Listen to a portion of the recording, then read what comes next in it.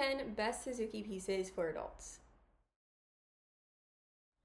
If we haven't met, hi, I'm Megan. I'm a violinist and teacher.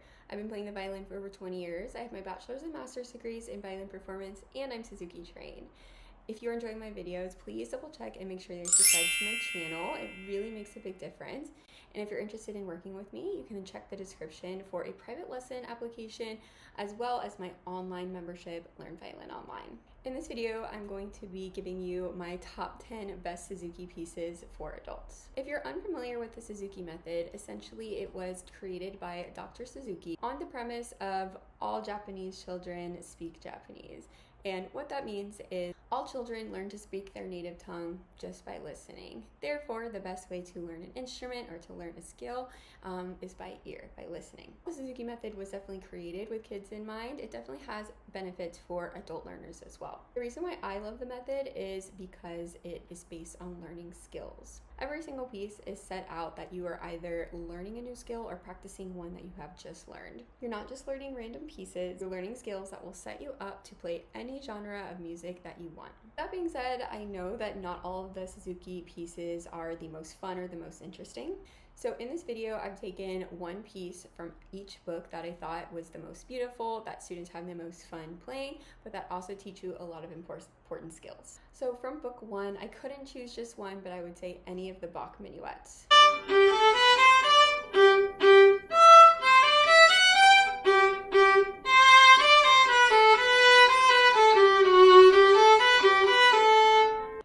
These pieces are instantly recognizable even if you have no prior knowledge or experience in classical music. Second, they teach a lot of important skills. These are our first slurs in the Suzuki method, and we also have staccato slurs. They're a great opportunity to practice string crossings, the triplet rhythm. They're some of the first pieces that we play in G major, so we're practicing our low second fingers. Plus, Minuet 2 has a high 3 thrown in there, and Minuet 3 even throws in a grace note. I find students at this point really feel like they have leveled up, they're playing actual pieces rather than just folk songs, which are important, I understand, but can get a little bit boring. For book 2, I think the best piece is the Boccherini minuet.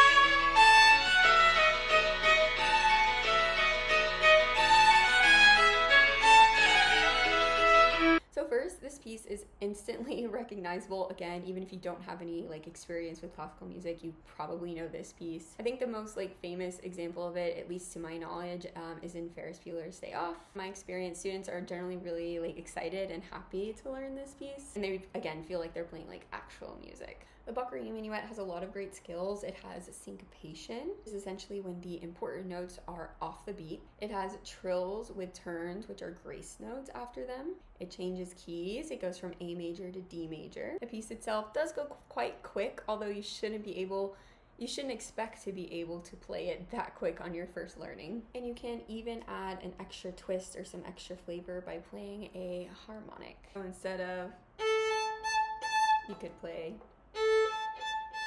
just for some extra spice. For book 3, I think the best piece is Humoresque.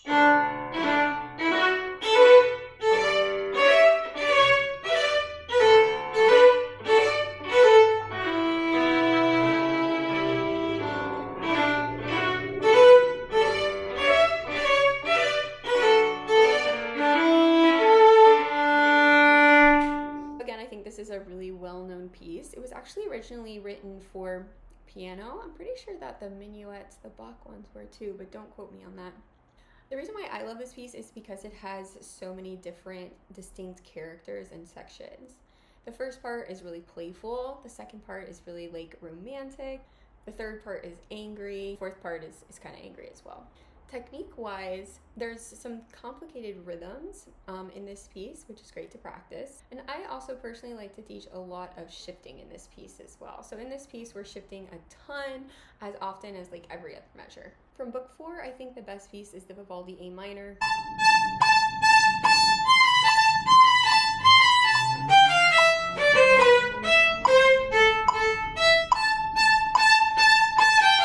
When students get here, I often feel like they feel like they've made it, right? The Vivaldi A minor is an actual piece. First of all, it's a concerto, right? Before we have our first concertos. And what a concerto is, it's just a piece for a solo instrument with an orchestra accompaniment.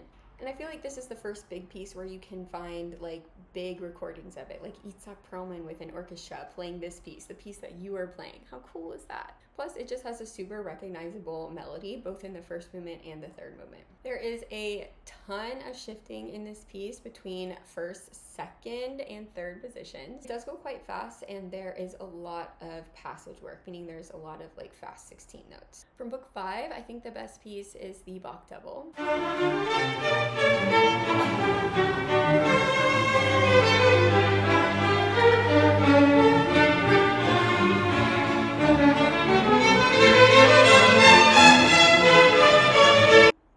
Now, I would be remiss if we were talking about the Suzuki method and not talking about the Bach double. If you didn't know, the Suzuki method, at least the first 4 books, were created with the Bach double in mind. That was like the culmination of the Suzuki method at its start. Again, I think it's a super recognizable piece. It is rather long. If you're using the Suzuki version of it, it's 5 pages, but that's only because it has both the first and the second violin parts written on it. In reality, it's more like 2.5, but that's still pretty long. Tons of shifting, again, between first, second, and third position. And what I think makes the Bach even harder than the Vivaldi is that there's a ton of accidentals. So accidentals are flat, sharps, or naturals that are not in the key signature. And that's not to say that there's not any in Vivaldi, because there definitely are, but in the Bach, they're everywhere and they're constantly changing. So it's really easy to forget if you're supposed to be playing B flat, B natural, C natural, C sharp. So it takes a lot of mental gymnastics. Also, it's a duet, right? So it's meant to be played with others.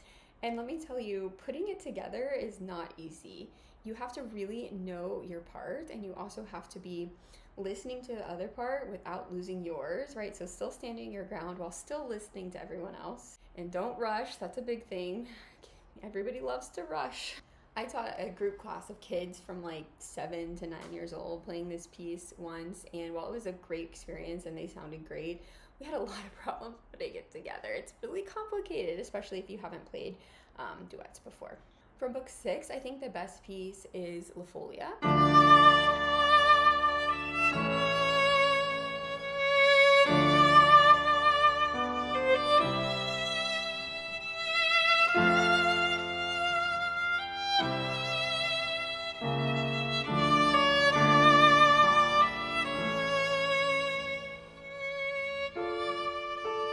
So I actually think that La Folia, even though it's the first piece in book 6, I think it's the hardest piece in book 6.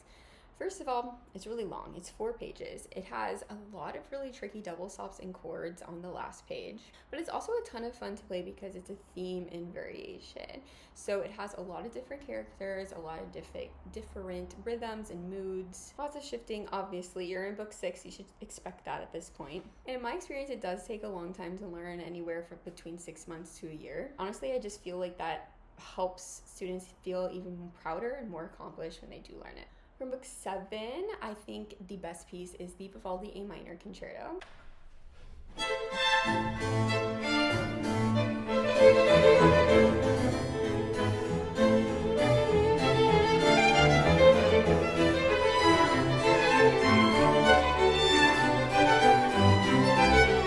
This is like a staple in the upper intermediate violin repertoire. And again, it's one where you can go online and see videos of your favorite performers playing it. There's lots of shifting, lots of fast passage work.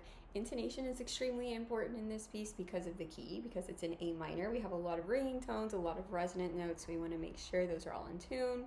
And like a lot of things with Bach, it can be really hard to memorize because there's sections that are very similar, but then just slightly different. And if you mess it up, then you end up going back, and it's like a whole thing. From book 8, I think the best piece is the Eccles sonata.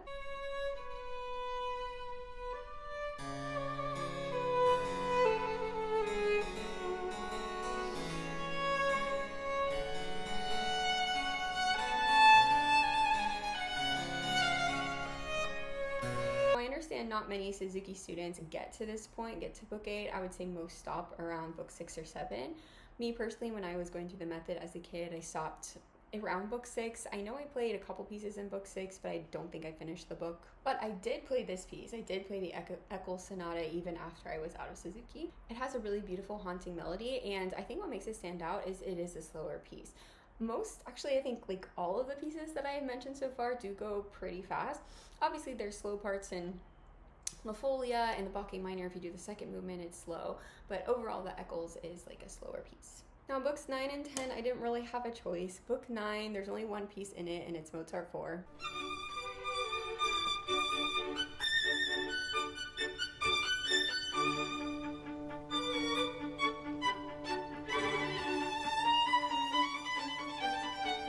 In book 10, there's only one piece, Mozart 5.